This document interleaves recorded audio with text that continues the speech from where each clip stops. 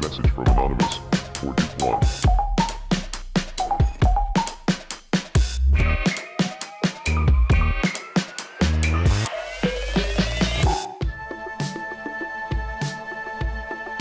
Las tecnologías de la comunicación son el sistema nervioso de nuestra sociedad. Este sistema se apoya en los soportes y formatos audiovisuales que transmiten y distribuyen contenidos esenciales para nuestro día a día, desde información y entretenimiento a interacciones vía redes sociales. Estas tecnologías son tan importantes que cualquier avance tiene el potencial de influir en todos los ámbitos de la sociedad. Y el aspecto más obvio de las tecnologías de la comunicación son los soportes y los formatos. Los intentos de obtención de imágenes de manera automática, es decir, sin la necesidad de la intervención de la mano de artistas, comienzan a ser posibles cuando se inventa la xilografía y más adelante la imprenta. No obstante, se trataba todavía de métodos semiautomáticos, pues aún se necesitaba de la intervención humana para la realización de los moldes que sirvieran para la producción masiva de copias. Con el descubrimiento de las propiedades de algunos materiales que reaccionaban ante la luz y el posterior desarrollo de las tecnologías fotográficas, los procesos de obtención y reproducción de las imágenes se hicieron del todo automáticos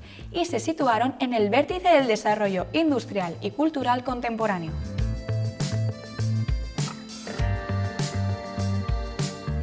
El primer proceso fotográfico conocido data de 1826, con las denominadas heliografías, dibujos al sol, de Nicéphore Niepce. Este método de registro consigue hacer perdurables las imágenes fijándolas a un soporte recubierto de material reactivo como el cloruro de plata.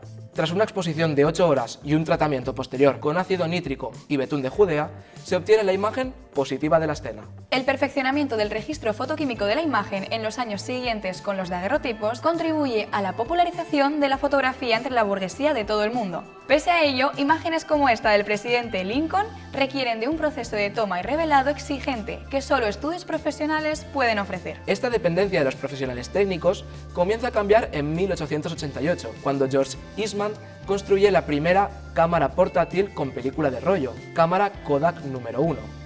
La película de nitrocelulosa sustituye a las placas y facilita a cualquier persona registrar imágenes para revelarlas en los laboratorios especializados. La Kodak número 1 populariza masivamente la fotografía tal como la conocemos en nuestros días. Poco después, a partir de 1889 y en asociación con Edison, Eastman empieza a comercializar una película en rollo de 70 milímetros, que más tarde corta por la mitad y perfora en los costados para dar lugar a la película cinematográfica en su formato estándar de 35 milímetros. El cinematógrafo de los hermanos Lumière recoge toda una serie de avances paulatinos sobre el registro del movimiento para sentar las bases del registro, distribución y exhibición del cine. La evolución del cine como espectáculo está decisivamente marcada por las mejoras en los soportes y formatos. Esto se aprecia fácilmente en la evolución de la relación de aspecto de las películas. Se pasa del formato 4/3 habitual de los 35 milímetros de principios del siglo XX hasta los formatos panorámicos de sistemas como el Ultra Panavision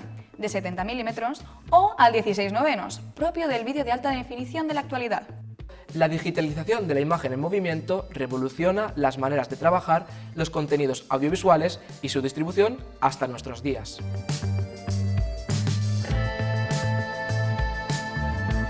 La imagen electrónica se basa en la conversión analógico-digital de la luminosidad recogida por los sensores, que sustituyen a las películas fotoquímicas como material de registro en las cámaras digitales. A partir de este proceso de digitalización y de sus fases, los elementos de una imagen pasan a ser dígitos, es decir, ceros y unos propios del sistema de cálculo binario. Estos dígitos representarán el valor de las tensiones eléctricas obtenidas por los sensores.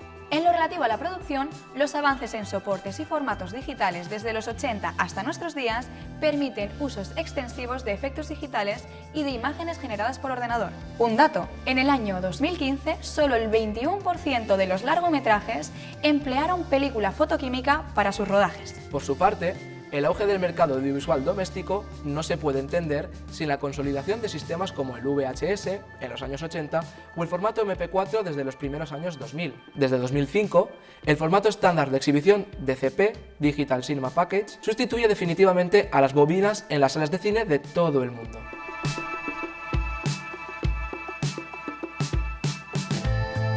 Los soportes y los formatos son la parte más tangible de la tecnología audiovisual. Sin embargo, la compresión de la tecnología de la comunicación requiere algo más que estudiar estos avances. Por ejemplo, una vez registradas las imágenes y sonidos, ¿cómo se conservan para la posteridad? Como dicen Nora y Mink en su influyente informe La informatización de la sociedad, el saber acabará por ser modelado, como ha sucedido siempre, por la información almacenada. Dejar que las bases de datos norteamericanas se encarguen de organizar esta memoria colectiva, contentándonos simplemente con su utilización, equivale a aceptar una alienación cultural.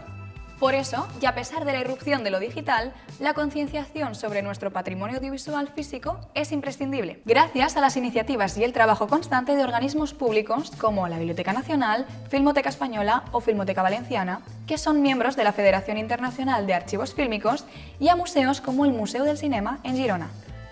Como hemos visto, las tecnologías de la comunicación han evolucionado a lo largo de los últimos 2 siglos a un ritmo cada vez más rápido. Solo en la década de 1990, época en la que la inversión en el sector tecnológico se disparó, se producen los avances más consecutivos de la historia de la humanidad. Hoy en día, las tecnologías de la comunicación son indispensables para hacer un uso más eficiente de nuestro tiempo y de nuestros recursos. Los desafíos económicos y políticos a los que se enfrentan todos los países desde el principio del nuevo milenio ilustran claramente el papel central que estas tecnologías juegan en nuestra sociedad. Así pues, es fundamental no olvidar la dimensión material de toda imagen, cuya naturaleza puede ser manual, como el dibujo o la pintura, mecánica, como la fotografía o el cine fotoquímicos, o electrónica, como sucede con la imagen digital. En este sentido, no podemos abordar el análisis de una imagen sin tener en cuenta su naturaleza material, en especial en un contexto en el que el consumo de las imágenes se realiza mayoritariamente a través de dispositivos digitales de todo tipo, móviles, ordenadores, tablets, etc., que distorsionan la naturaleza misma de las imágenes. Por tanto, una comprensión de esta evolución es vital para formar a una ciudadanía alfabetizada tecnológicamente. Y aquí terminamos, nos vemos, y si tenéis ganas de tener más información sobre estas cuestiones, os remitimos a las demás píldoras de esta serie. ¡Hasta pronto!